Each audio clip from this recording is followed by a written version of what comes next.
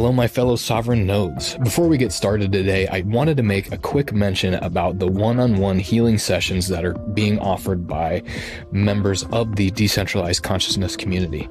There are currently 7 of us that are offering these amazing sessions. I've done multiple with each member and have found that in each case, they have met me with their specific, unique talents exactly where I needed and what I needed help with. If this at all resonates with you, sparks your curiosity, check out bitcoin-consciousness.com/sessions and reach out to one of us. Thanks for listening and enjoy this episode.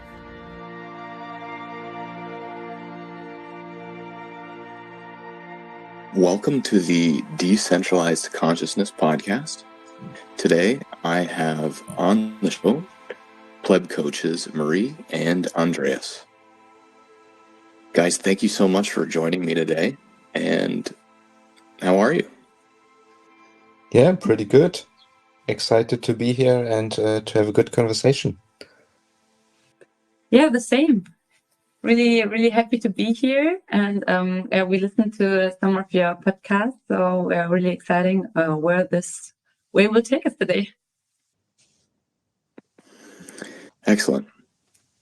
So to begin, I just want to give a little bit of background of what made me reach out. So recently, Nozomi published an article called Bitcoin Magic Internet Money Allows Us to Claim Our Magical Child Within.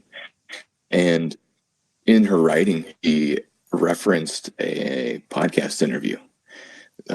You guys had been on the Once Bitten podcast, so I gave that episode a listen and learned about what you guys do. You have a business helping to heal people, helping people with a lot of problems in their everyday lives. One common one being stress, through hypnosis.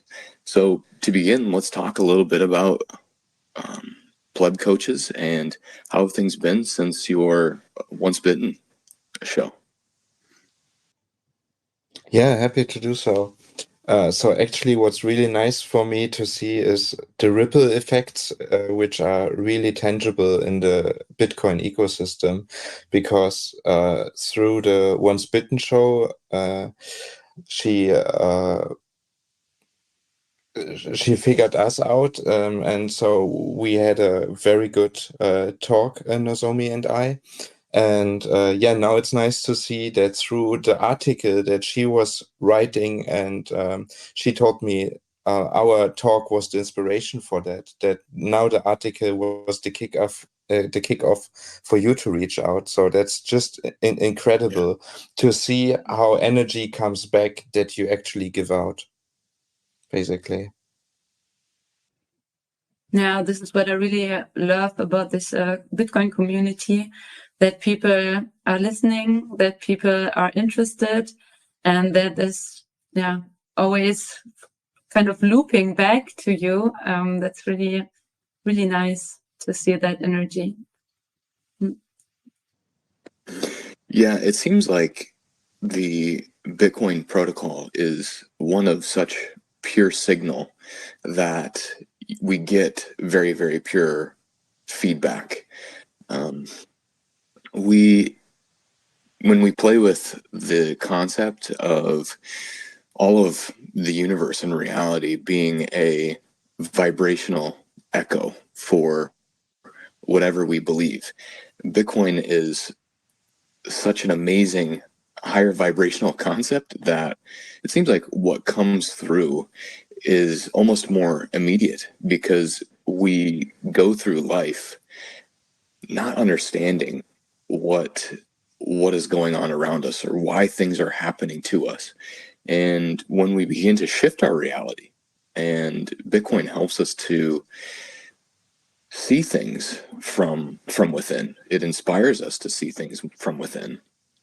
The feedback that we get is so much more almost instantaneous, or it seems like the awakening that it brings us enables us to understand that that we do actually have a say in whether or not we want to continue experiencing these things. So it's really quite amazing to experience it, not just in your own life, but to be able to connect it with other people in the community too.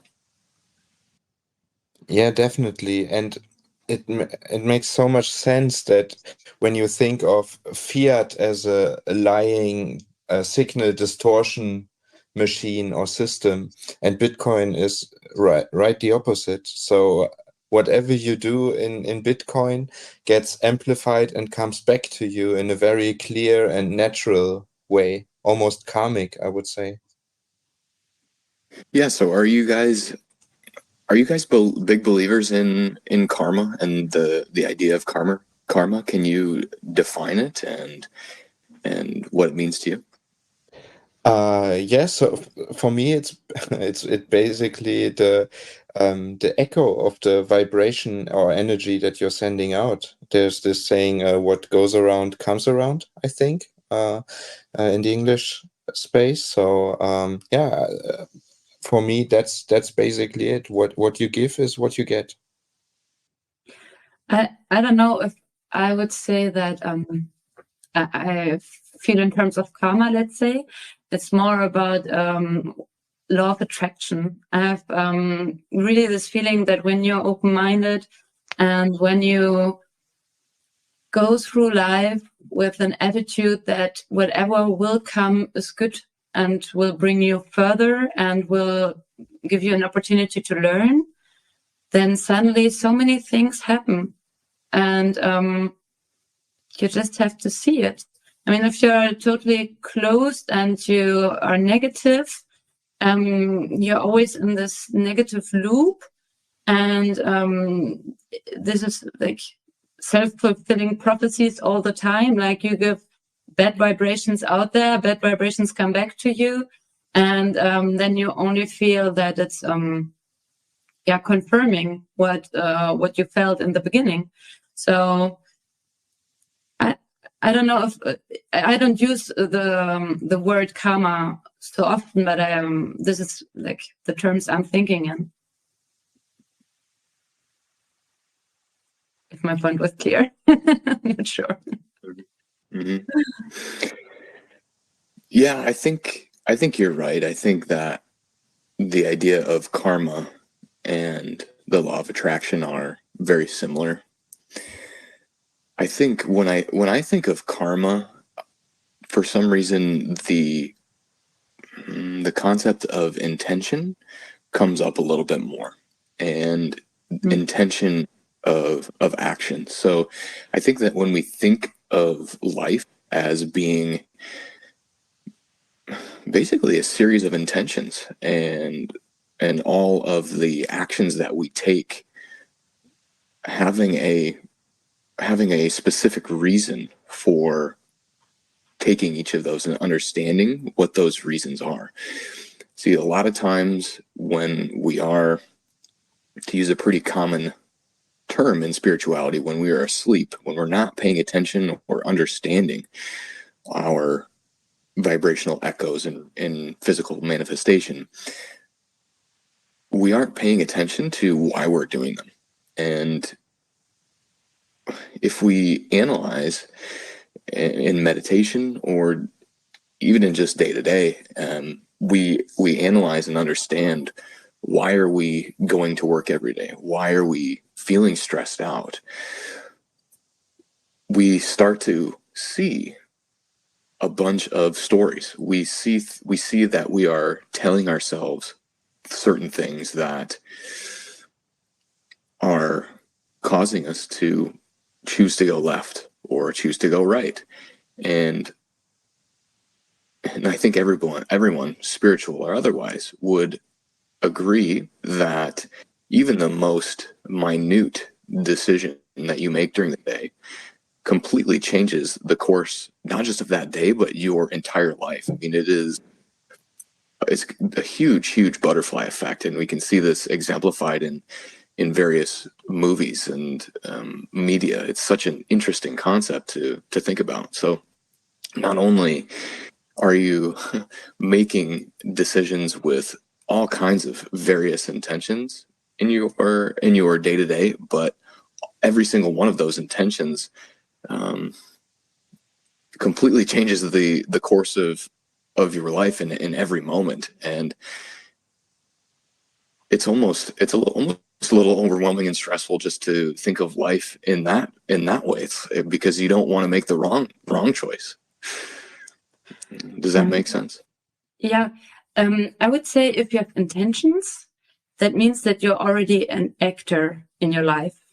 So, I mean, if we take out the good or bad intentions, but only intentions, then you're a step further than just being somebody totally driven by your surroundings. I think in Fiat, we have lost somehow this thinking of being an actor in our lives, because people are more choosing to find excuses for what they're doing instead of asking themselves if they're having their own intentions that make them taking decisions, and that they actually decide. And that's not the parents, school, work, the government, whosoever, taking the decision for them. Do you get my point? Yeah. Yep, exactly. It can be very tough. And I think that kind of what you're describing is the process of what we would call waking up. So beginning to accept responsibility for our lives and the stories that we're telling ourselves. And I think a very big factor, so that's something I've learned recently, a very big factor also for your intentions is just your time preference. So if you are able to balance your intentions together with your time balance, your time preference, I think your actions will become much more powerful because they can be almost like synchronized throughout your life, and so they can add up, so that you don't do micro decisions which are like against your concepts of what you would like to see in the long term or in the macro perspective, if you get what I mean. Mm. I think when you think of that, it's exactly this stress pattern.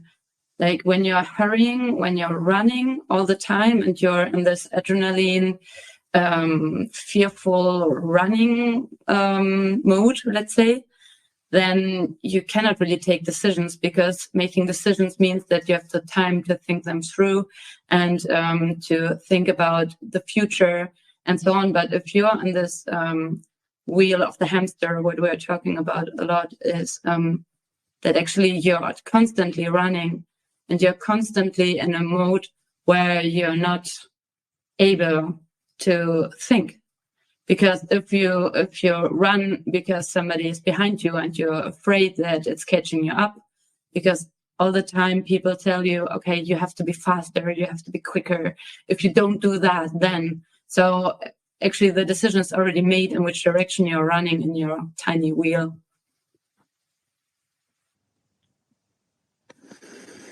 Yeah, and I think a good way to describe that is just being present. There's a lot in our lives to distract us from just being in the space that we're in, being in the emotion, being with the silence of a room, being outside, in the sun, just experiencing life without all of the stuff that's kind of numbing everything around us. Yeah, exactly. Go ahead. Sorry. No. I think you're spot on.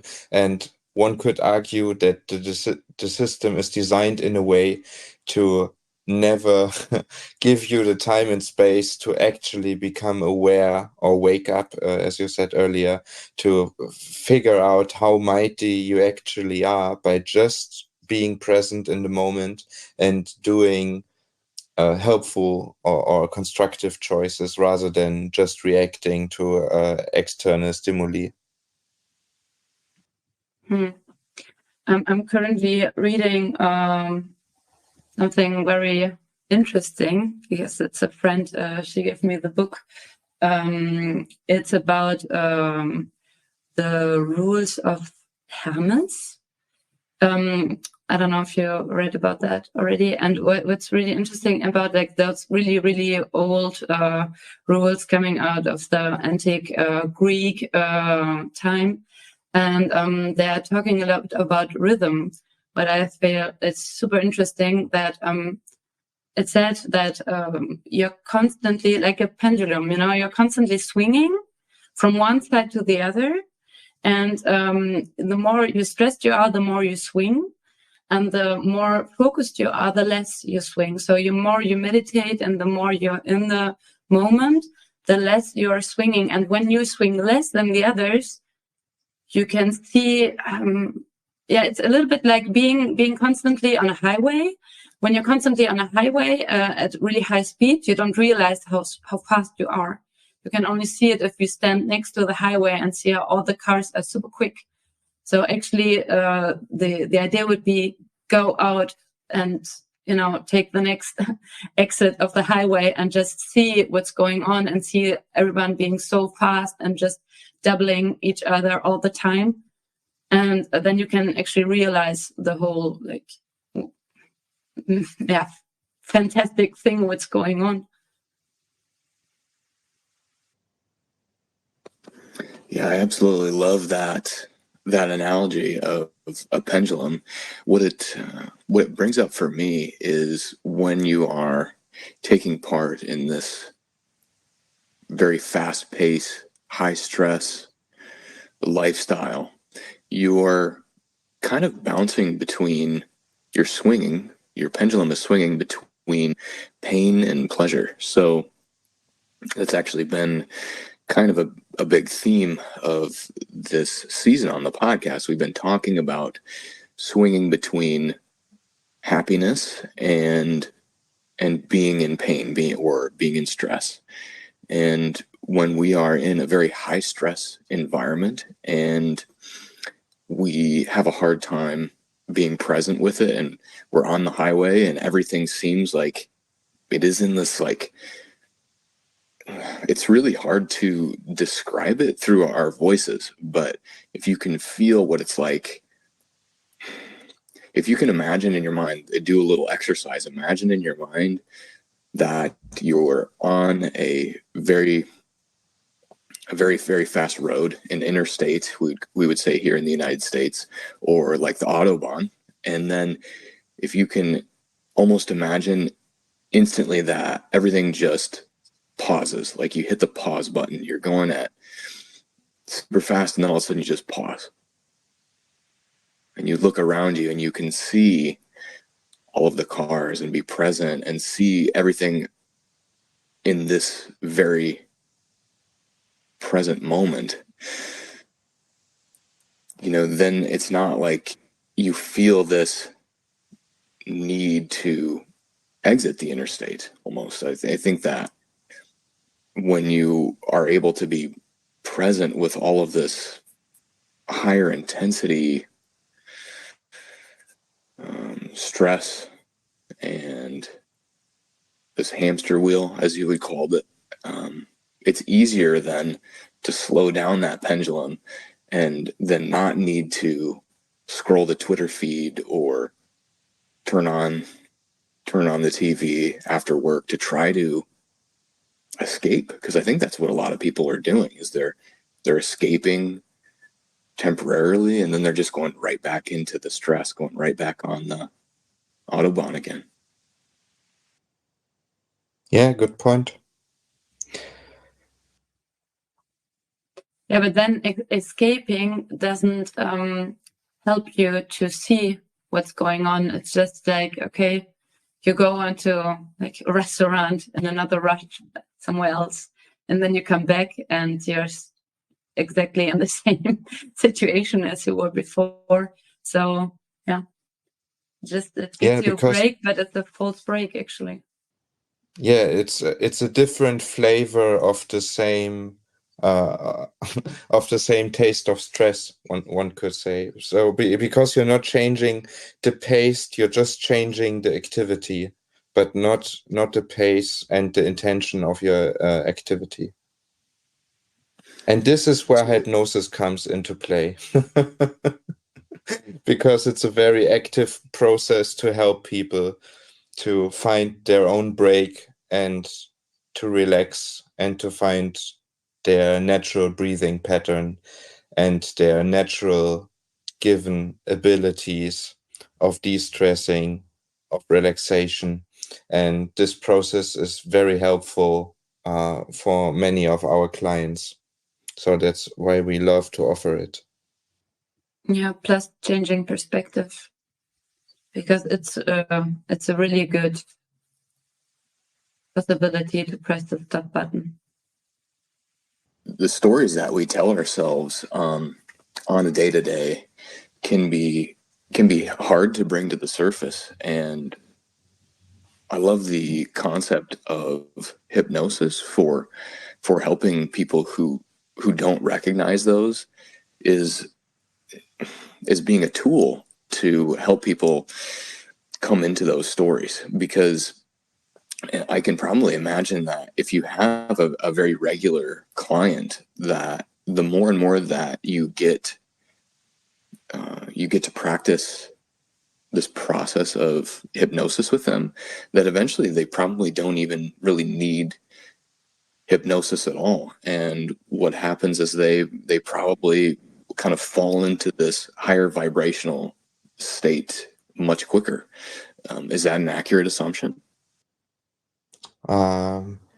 Yes, but I would even say that the act of telling your story is hypnotizing yourself.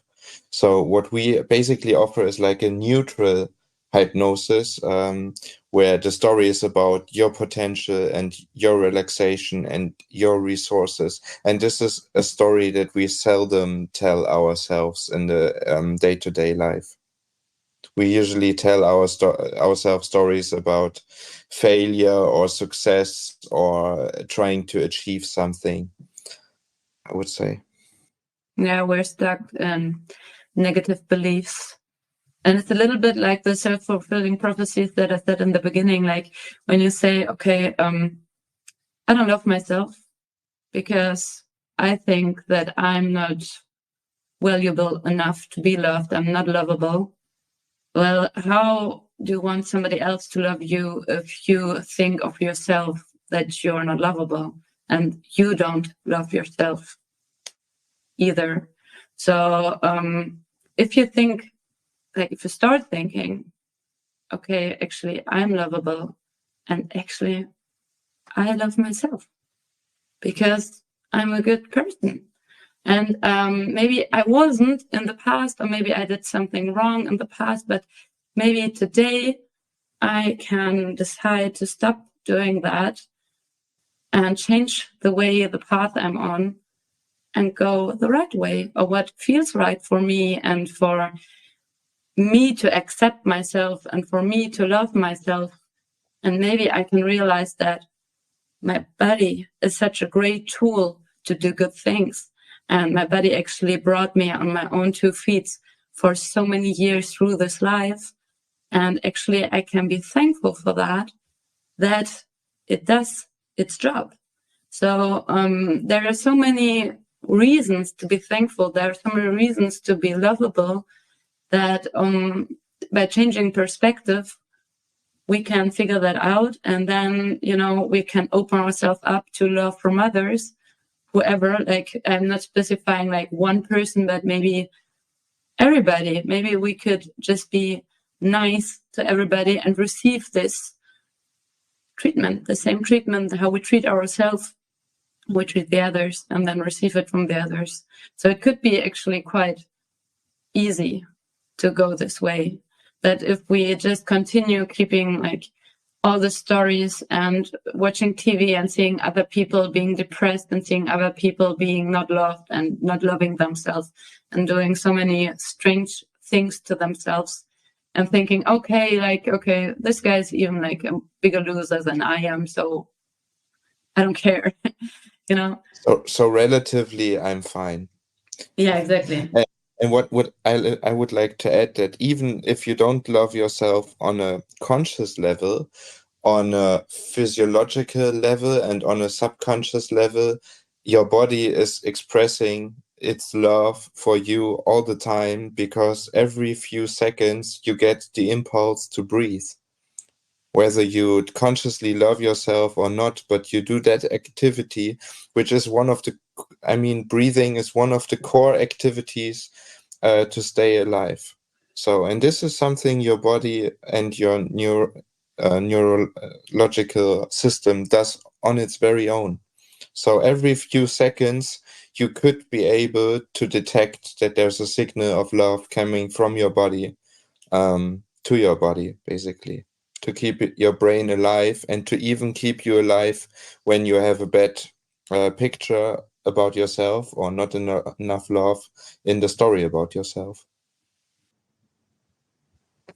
Wow, that's beautiful. I'd never heard that. So the breath is, yeah, each breath is like an act of unconditional love. Wow, that's awesome. So what about the role of judgment? I have been actually trying to put together an article on this topic for our newsletter and exploring the role of judgment and its role in all of our stories. So judgment can be very neutral. It can be more conceptual. So when we're driving down the road and we see the mailbox that we pass alongside of the road, we might conceptualize it as being a mailbox. We might not want to. We don't want to hit it. We don't want an angry neighbor who can't get his mail. We don't want to damage our car. But then we also have the judgments in the traditional sense, judgments in the way that we consider them to be good or bad. And in my exploration of this concept, what I'm discovering is that every judgment that we have about the world being good or bad, if it be a situation or another person, is ultimately a judgment upon ourselves.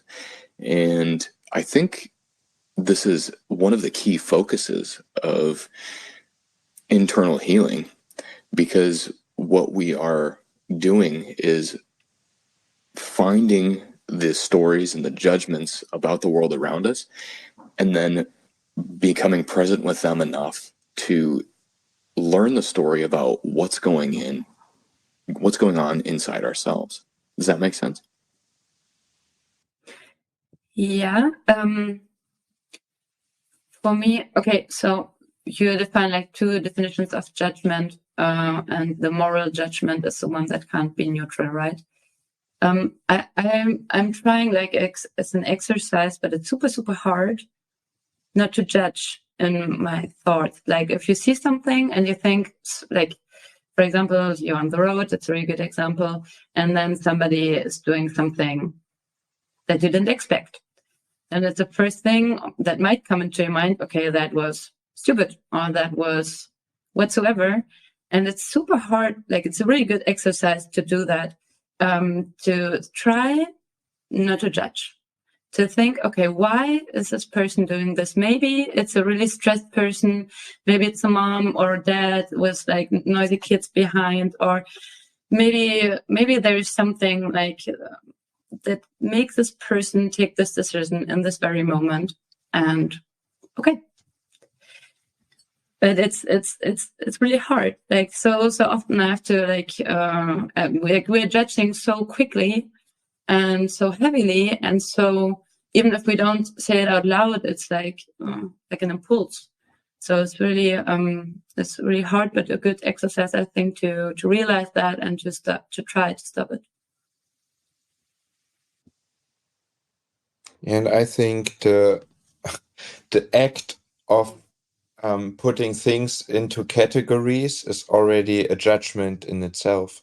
And if you put it in a neutral sense, then well, you're still judging whether something is category A or B, helpful or not helpful, and then, well, you're back to judging again. And if you're judging, then you're not present, because you use concepts to to do the judgment, because without concepts or context, you couldn't judge. Yeah, and that's the struggle that I kind of ran into in trying to define and understand all of this, is when even trying to stop a judgment is judging whether or not we are judging, and whether or not we are conceptualizing, And the solution that I came up with is to feel, to use our emotions. So if you are in a place where you can be present and you can be safe, so it can be a little bit harder to do this when you're driving a vehicle. I understand that. But if you can imagine that you are driving a vehicle and you are in a setting where you know the future, you know that you're going to arrive at your destination completely safe, there's nothing for you to worry about, and you begin to simply just feel the world around you. And when we use language to define this process, it does have some limitation, but our ability to feel in our human body is one that is so powerful that it can, in fact, override or almost eliminate the need for these conceptualizations. Would you guys agree? I think it's a very interesting point, because we are so brain-driven in our society. It often occurred to me that in discussions or whatsoever, people told me, stop feeling, or stop being so empathetic, or stop being this and that, start being rational. That's happens so often, but no, you can't see it like this, because blah blah blah, arguments. But yeah, I think it's a very good way to. It's another level of understanding, I think, if you start feel and be empathetic and be open for that.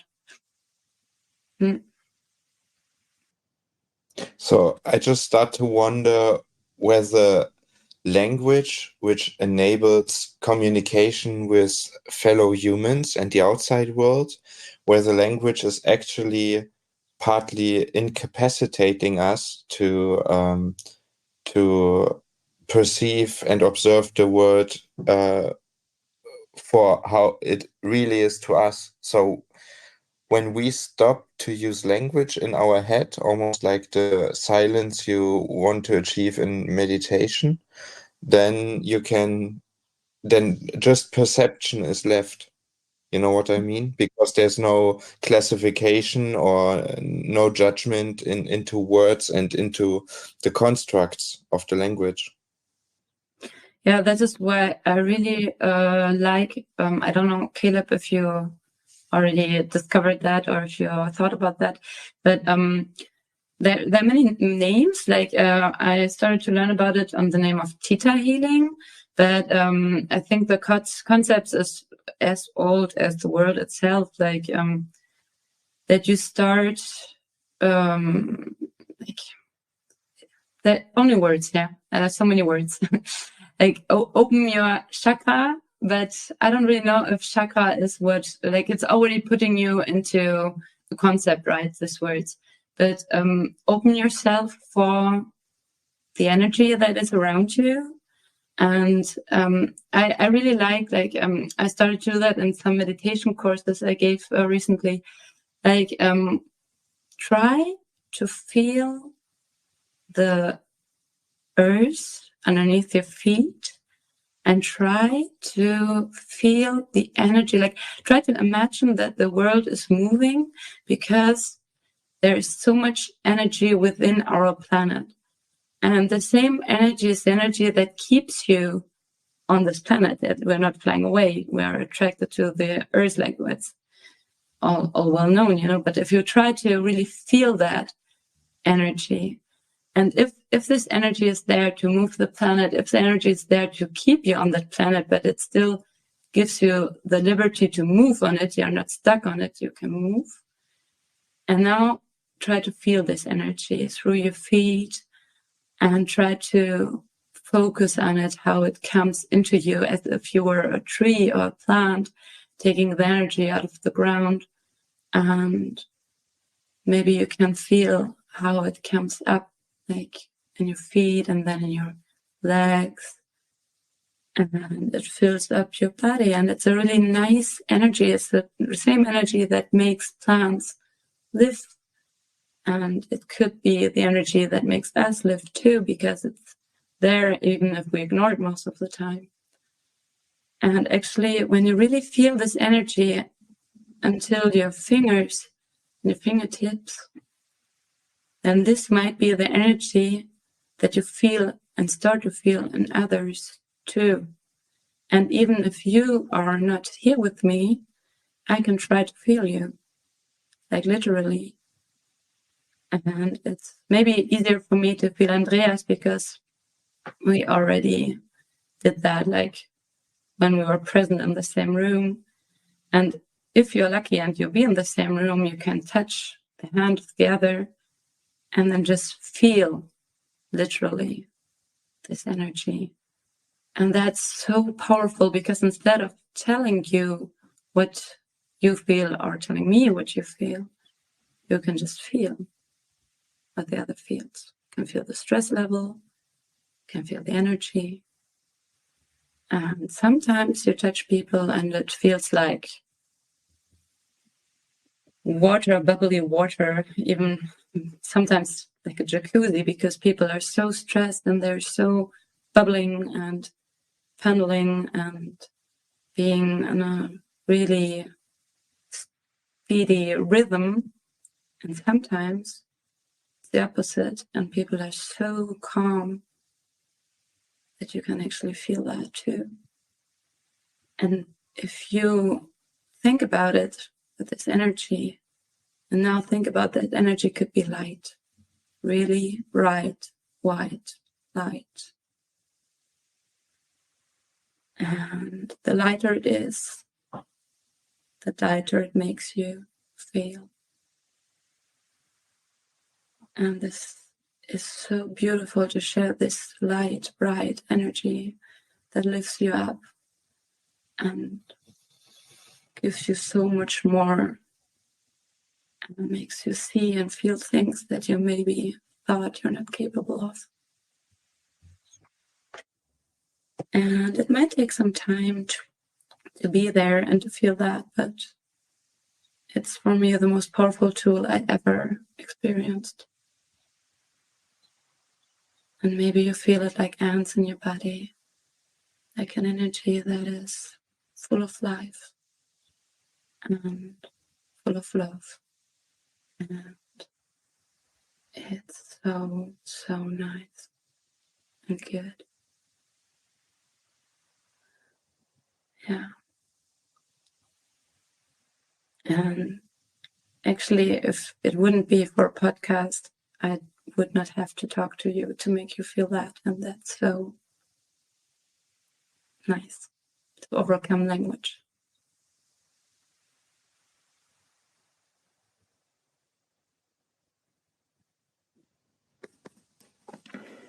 Wow, yeah, that was quite a shift. Thank you.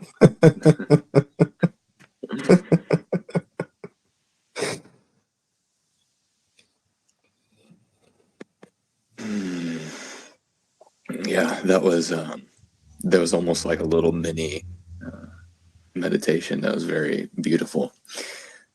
The thing that you also brought up for me when you when you were speaking is on the subject of language, which is this concept of light language. And there are an increasing number of people who are who are opening up to this idea that we can use our voice to make sounds that they don't have a rational construct. So when we use our words, there is a definition or conceptualization as to what each of those words mean. And what's interesting about light language, and I'll just kind of give you an example of what it sounds like. It's just like it just sounds like complete nonsense conceptually. However, if you can be present with the feeling of your body, for me it feels like releasing. I'm releasing these vibrations which sound similar to words, and the bodily functions that I'm using are similar to the way that I speak, but it's not like a conceptual series of words, but instead it's like just like speaking, using my voice to vibrate similar to the way that I am feeling. That's what light language is. And I'm finding there's more and more people who are opening up to this tool, and there's more of us. Let me frame it another way too. I have a 4-year-old son and a 1-year-old daughter, and both of them speak in this nonsensical, non-conceptualized version of language. Both of them are very much willing to make random babbling noises, and they're willing to just make silly little sounds. And I think that over time, as adults, we lost this ability. We stepped away from this ability, but we still have it. We still have like all of these things that we feel inside of us that we would be able to release. We just like feel like being silly, or maybe you're not feeling like being silly. Maybe you are feeling very dark and depressed and hopeless, and you just want to scream and make random grunts and, you know, all of these sounds that over time, through our parents, through society, through teachers, we were taught that expressing our emotions through these quote unquote nonsensical ways wasn't okay, to the point where we shove them away entirely, and we're almost unwilling to tap into them anymore. So do you guys have any experience with this? Ja, It's really klar. interesting. Please go ahead. Mein lieber Caleb, da muss ich dir leider widersprechen. Denn auch wenn man eine Fremdsprache das erste Mal hört, klingt es vielleicht verrückt. Und trotzdem kann man verstehen, was die Emotionen und Intentionen hinter dieser Sprache sind. So, sorry, I just switched to German. But what I was saying is that even when somebody talks in a foreign language with you, you don't know the concept of the language, but you can understand the intentions, I think. Yeah.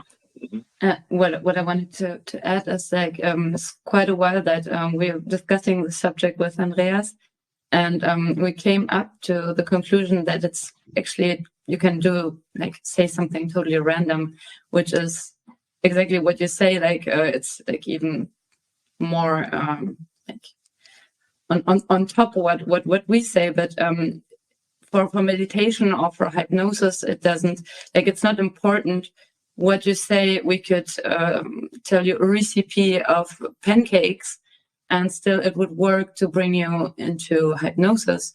So yeah, So it's really like on the same page, like what we're discussing for quite a while. So content actually is not that important. And this, I mean, this is something we all know. Like there are so many communication workshops out there telling you that it's like 40% content, 60% body language, or intonation, and all of that. So yeah. Yeah. And plus, I'm agreeing also with you that we like society or fiat, or how I would like to call it, disables us or brings us back from our inner child. Like not brings us back, but lets us step away from our inner child. And this is also a huge step like forward to learning. If you find your inner child again, like we are told that okay, now we're adults, we have difficulties to learn, we have difficulties for this and that. Oh yeah, but you as a kid, you can do so much. I think this is wrong. This is a wrong narrative, because in ourselves we can activate this inner child, and we still have all those resources if we're just making space. And actually we're not using all of our brain capacities anyway during our daily life. So there is so much possibilities that we have that we're not really using. So it's a pity for several reasons to turn the back on your inner child. So I think the claim that we are not using our brain is basically a psyop and a hidden hypnotic command to not use all of your brain. Oh wow, yeah, I hadn't thought of that way. That's sort of like judgments within judgments. Yeah. I mean, what if I tell you you're just using 10% of your brain now? Or maybe 5, because then it's easier for me to tell you what you have to feel or think or love or like, and who to vote for. Yeah, and you know what's crazy, Andreas, is as I go down my spiritual rabbit hole and begin to connect to my inner node and clear a lot of these stories, is that I actually feel so much smarter. I'm I feel getting like I'm goosebumps right now. Yeah, you're right. We're all getting smarter by this. Mm-hmm. Yeah, I mean, and I intentionally use the word feel because it's not like I am conceptualizing this concept of intelligence, and it's not like I am taking a standardized test and comparing the results, but instead I'm feeling this like confidence in who I am and expressing who I am, and that confidence in my genuine self and connecting to my highest self is like there's nothing more. It's almost like there's nothing more intelligent than the intelligence of our inner selves, of our true genuine being. Exactly. So you're basically saying you're making unscientific claims about yourself and you're telling yourself unscientific stories about yourself. Yeah. Good. Go on. You may proceed. Yeah.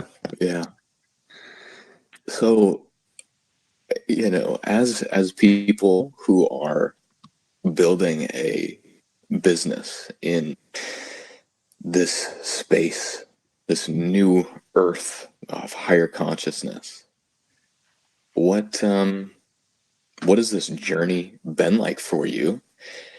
And what advice can you give to those of us who also want to build a business of higher intention?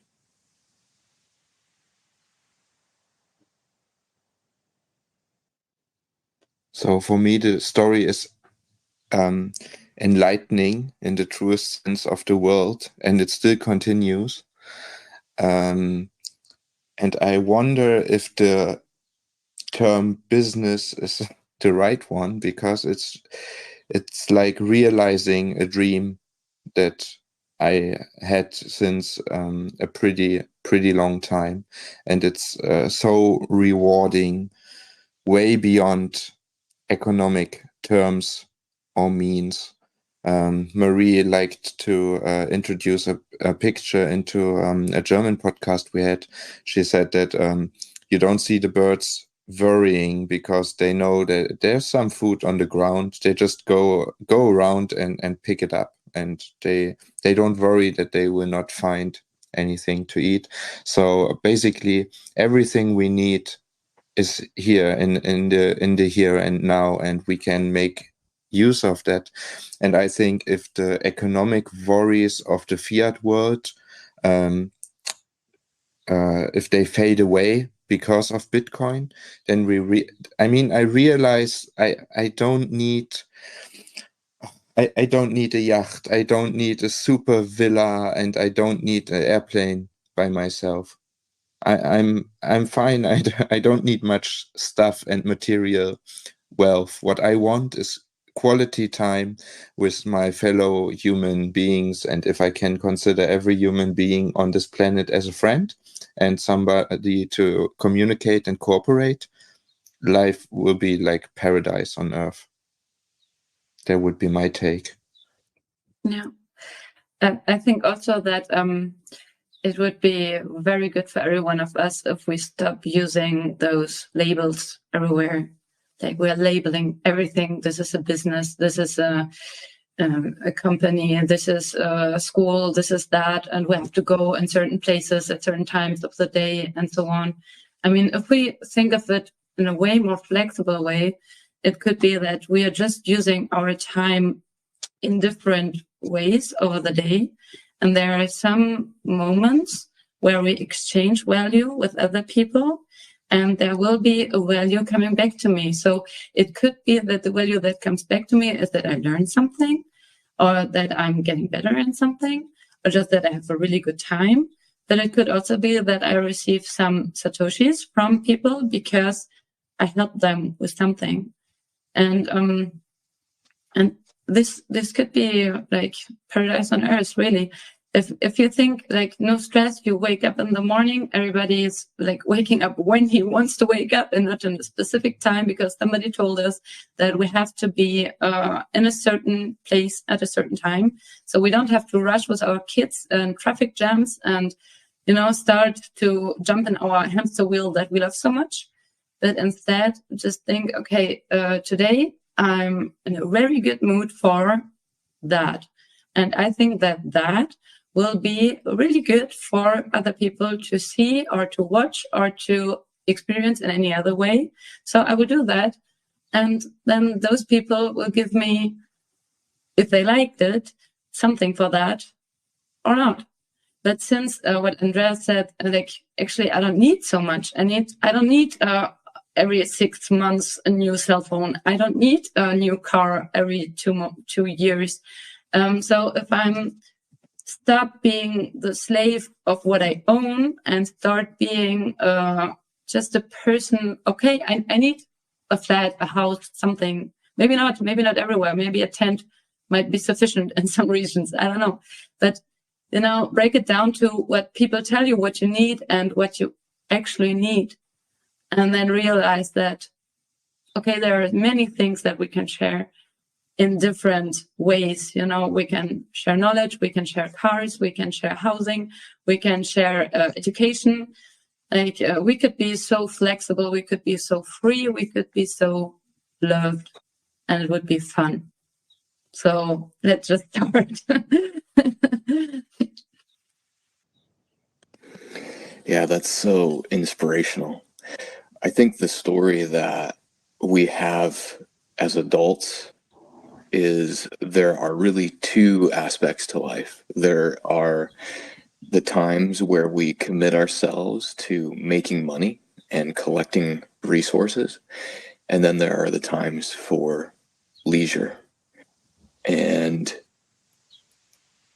Bitcoin is an amazing tool for beginning to dissolve these old structures, because like you said, it's not about a business or a career as much as it is just following our genuine interests, our genuine curiosity, with no other intention than to just follow and do something that we genuinely want to do. And what a lot of us eventually find is that in following these higher intentions, that we find that through our expertise or through the act of doing this, we can actually help other people, or we can teach other people how to do what we're doing.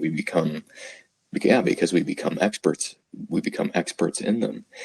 And again, we don't, with the Bitcoin paradigm especially, Bitcoin is a money that flows so easy digitally, so permissionlessly. There's not all of this nonsense with using banking apps and going and withdrawing cash or writing a check or counting out change. It's a simple, instantaneous, self-custodial push of a button, and it allows for the integration of value flow in our lives in such a more open and free way that we don't need to view life in terms of, okay, now it's time that I earn money, and once I'm done with that, then it's time for my leisure, and it's time for me to find pleasure. Yeah. Yes. I would push it even a little bit further. I think Bitcoin is not only a way like to pay, but for me it's also a mindset. Like Knut Swanholm said something that is really interesting about the scalability of Bitcoin and all the different like tools that we have right now, that he thinks that in the future people won't use money that often. And I think that is true.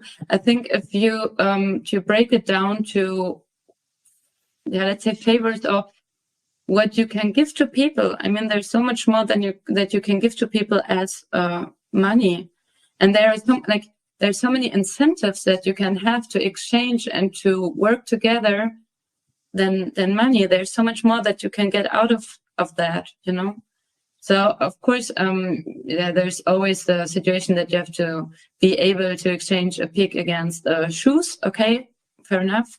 But for so many other services, I think there's always something we can find that I can give to you that could be like of interest for you, and there's something else that you give to me that is like very interesting for me. So yeah. Yeah, so how about Bitcoin teaches us that information can be the highest form of energy and the purest good, and therefore I could give you information and you could give me food as your information about the proof of work that you had about being a farmer. And I can give you proof of work about information about being a proper hypnotist and helping and supporting people.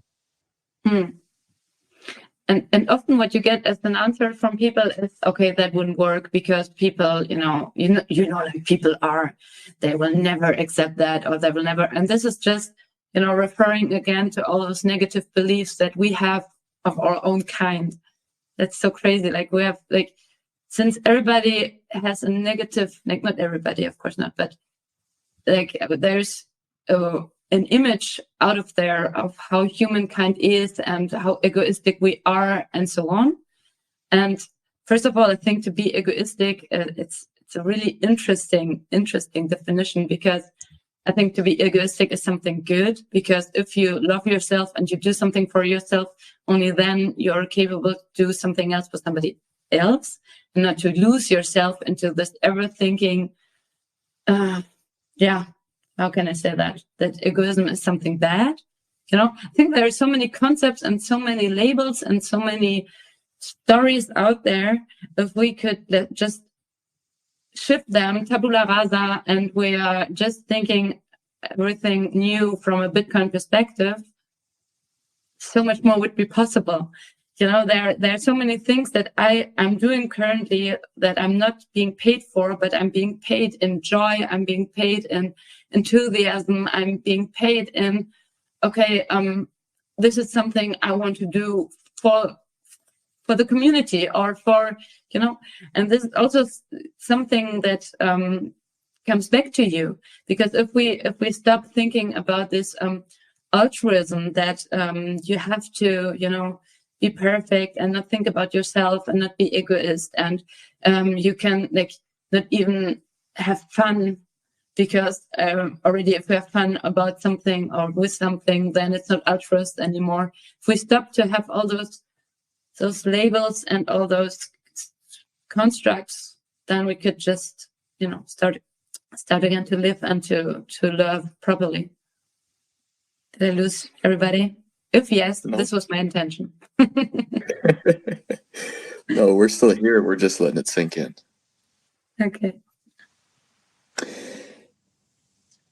The fear that I feel coming up, because what we talk about is really so beautiful, but it's also what a lot of people in the lower, I don't like the word lower, but in the current paradigm, people would see it as utopic. They see it as, this just isn't possible from where we are today. But I think, or I know, that the only way for us to shift into these realities, including the one where Bitcoin is the money, it requires a very grassroots, genuine movement of people who genuinely care and who genuinely want this way, and living from this place where we share more openly and more freely, and we're not afraid of seeing the world as, if I don't get that thing before someone else, I won't be able to get it. If we don't see the world as this massive competition and stop, and we begin to let go of the fears that everything is scarce, and like you had said, that we become the slave to the things that we own, but instead we become the owner, or I like the term steward, of everything, and we respect each of our individual stewardships. Things begin to shift, but we have to be able to allow these old paradigms to go, and not tell ourselves that things are impossible, because already mankind shows incredible feats of peaceful revolution and peaceful change, from things that that people in the old paradigms would have thought completely impossible. But it's having conversations like this, just open, candid conversations, where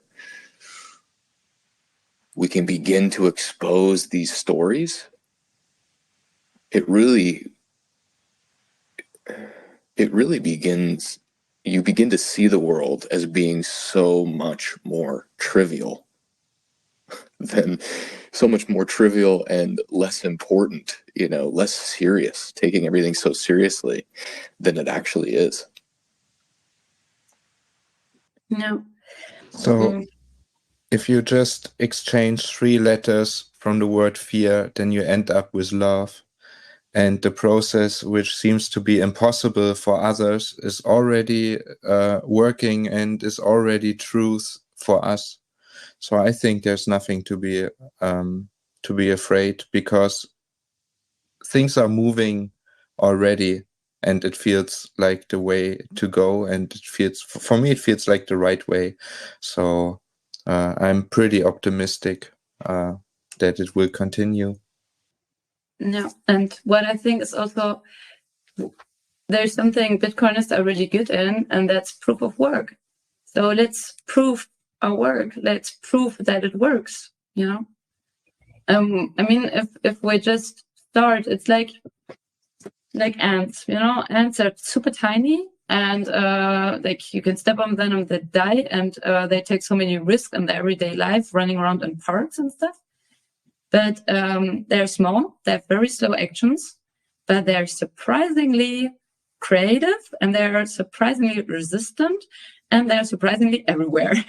So, I mean, you open up a cupboard and you have ants in your honey, and it's like, okay, like, how did you manage to go there? And they're there and smiling at you. So if they can, we can. And it's just a question of what we really want to do. And I think if everybody who's listened already really thinks about what is it that I want to do, what I want to do with my life, what I want to be the world tomorrow, and then it's just act and show. And if we can prove, okay, homeschooling is working, what like so many Bitcoiners are already doing, and maybe we can find a way, like this is something we discussed already with Andreas also.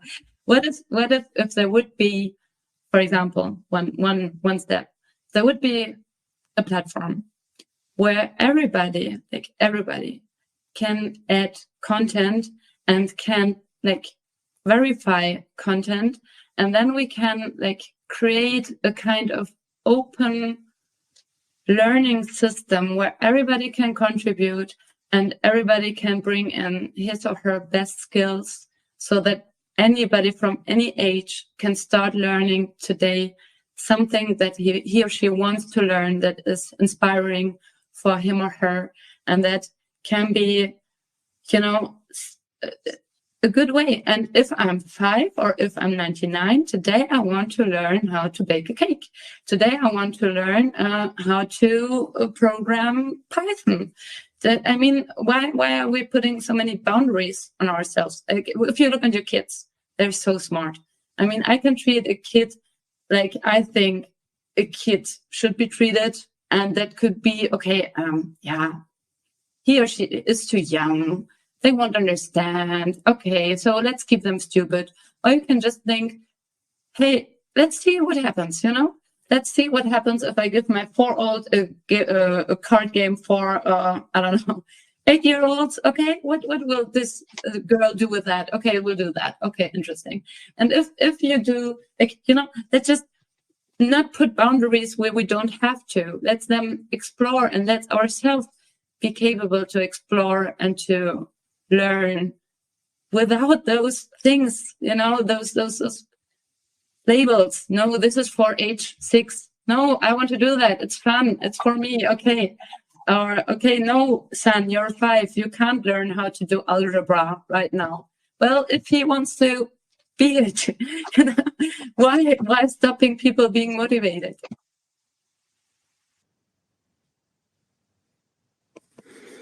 Yeah, that's very beautiful, and I agree with you completely that the things that children are capable of are astounding. If we feel into the concept of a child versus the concept of just another human being, there is a very, very big charge between the two. There's a very big contrast. there was one thing that came up for me as you were speaking about, this educational platform. And I think what came up for me is the idea of, again, following genuine passion and doing things that you genuinely want to do, but with other people. So the basis of doing things that you enjoy, and the basis of doing things that you enjoy, learning new things that you're genuinely curious about, it all comes from your inner knowing. It comes from a connection to your spiritual node. And I think you get the most joy from doing that, or at least I do, when I'm communicating about that thing with other people, when I'm doing it with other people. So in the case of Bitcoin and spirituality, this is what I really love to do. I love to be present with higher consciousness. I love to be present with concepts around Bitcoin and philosophies in Bitcoin and talking about Bitcoin technology. But when we envision a platform for learning about these subjects, we think that this platforms like this, or following passions, or creating, it's just you by yourself exploring. But really, I think what we are meant to be doing is exploring these things with other people. So if we're using the example of a higher conscious educational platform, and let's say you love to go fishing, so you create a community of people that is an open public place, open public forum of people who are passionate about fishing. And maybe you have a few podcast conversations where it's like fishing 101, it's the introduction to fishing, and having this conversation where you're speaking about lessons in fishing, you're speaking about things that have worked well, things that have not worked well, things that you learned. It's not the same old structure that we're used to, where here's what a fishing hook looks like, here's how to cast, here's the ABC steps to get there. But instead, it is the same way that a child learns, which is they just immerse themselves in the world, and that's how they learn. That's how they learn the fastest, is they just immerse themselves, and they don't see it as this linear, I have to learn the fundamentals first, but instead I'm just going to, immerse myself in various aspects of it. Yeah, very good point. I see a dire time for the fish come up, if mankind learns together how to fish properly. Yeah, for sure. This is the big theme. It's sovereignty, it's self-empowerment, and that's what brought us here in this conversation, is talking about each of our spiritual self-empowerment, and what you guys are doing with your passion with PlebCoaches is helping, providing a tool set for helping people to empower themselves. And really, yeah, maybe that's what this is all about, is following a genuine passion and eventually being able to use that genuine passion for the self-empowerment of other people, whether it be fishing or self-healing, or running your own Bitcoin node. Yeah. That's a great conclusion for the talk. And I have to say thank you, because I also learned many new things, and there was much value for me in this conversation. I would be very happy to continue it the other day. Yeah, me too. Before we wrap up, Marie, do you have anything else that you want to speak about? There are so many things.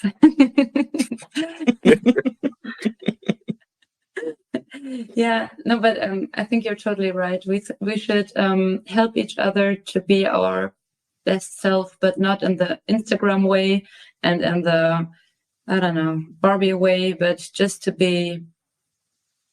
find what you really love and maybe find out that you really love yourself, which would be a really good start. Yeah, and just throw overboard all the negative thinking that goes around and that we learned for so many years. Because actually what's helping you is not a label. What's helping you is what you feel, what's right. And that could be it for now. Yeah. Very inspiring, very beautiful. So before I let you guys go, where can people find you and how can they connect with you? So I think the easiest way would be on X or Twitter. Maybe we can link our profiles in the show notes, Caleb. Yeah, and we are also on Noster. It would be PlebCoach at nosterplebs.com. We have this BIP05 identifier in use. Really, really excellent. Well, thank you both so much for having this conversation with me today. It felt full of love and curiosity, and it was very genuine. So thank you guys for coming on the podcast, and would love to do another one. Yeah, for sure. And thank you as well. I felt exactly the same, and I feel more empowered and more knowledgeable and more intelligent than before. So I think that's a good way to go forward. And thanks for spreading the signal, basically. Mm-hmm. Okay, well then, au revoir. Au revoir. À bientôt. Adieu. Bye bye. Thank you guys. Bye bye.